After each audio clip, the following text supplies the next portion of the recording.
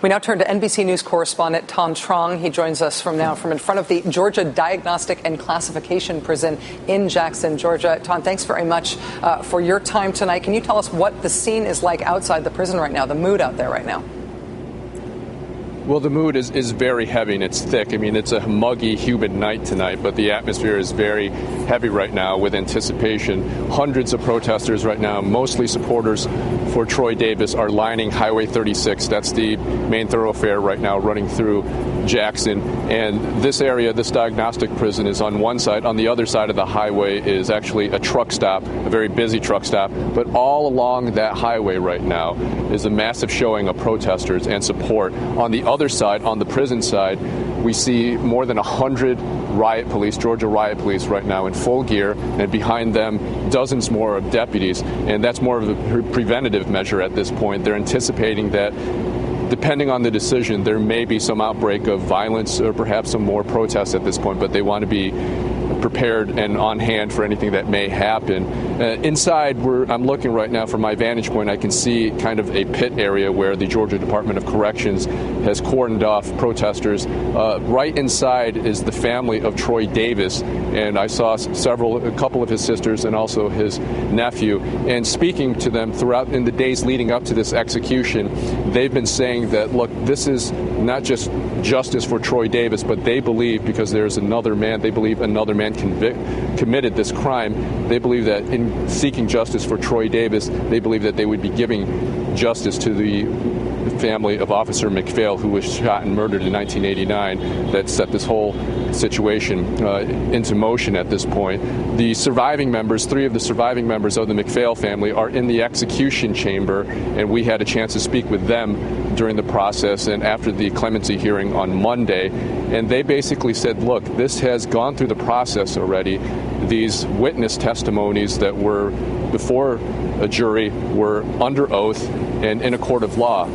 They don't see why they should now be taking in a valid sense, because it's outside of the court process. They believe that Troy Davis is the killer and he deserves death. They've been repeating this kind of mantra almost that, look, they're not thirsty for blood, they're thirsty for justice. They said that, look, this is an officer who was trying to help a homeless man and was shot in the face and chest while trying to help that homeless man. And this, at this time, more than 22 years later, after the murder, it's time for justice. And they believe that serving the death sentence to Troy Davis is justice. Ton, in terms of the real human drama playing out there physically at the prison where Troy Davis awaits execution, his execution, as you know, date set for tonight at 7 p.m., now awaiting word from the Supreme Court.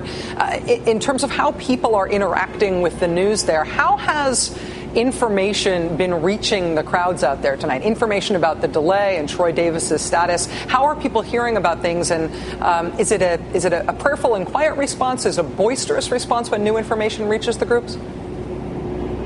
We've been hearing chants and then cheers and then just lulls and real long periods of silence. A lot of people right now are relying on their BlackBerries and whatever device they can connect to the internet.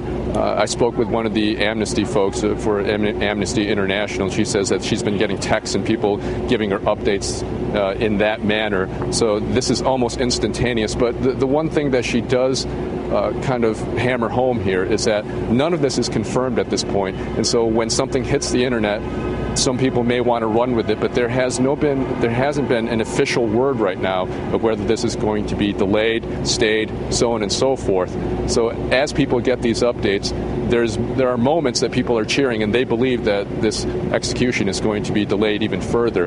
But then you hear these long lulls of silence because, again, we're still waiting to hear some type of answer from the Supreme Court. NBC News correspondent Ton Trong live at the Georgia Diagnostic and Classification Prison in Jackson, Georgia, doing great work for NBC there tonight. Ton, thank you so much for your time. We will be right back with NAACP President Ben Jealous, and also some surprising news about why it is that the warden of the prison in which Troy Davis awaits possible execution tonight in Georgia, the warden of the Georgia Diagnostic and Classification Prison, the former warden of that prison is weighing in and asking Georgia officials to delay, if not stop, this execution. A voice that you would not expect at this part of this case, and I'll tell you why that is happening when we come back.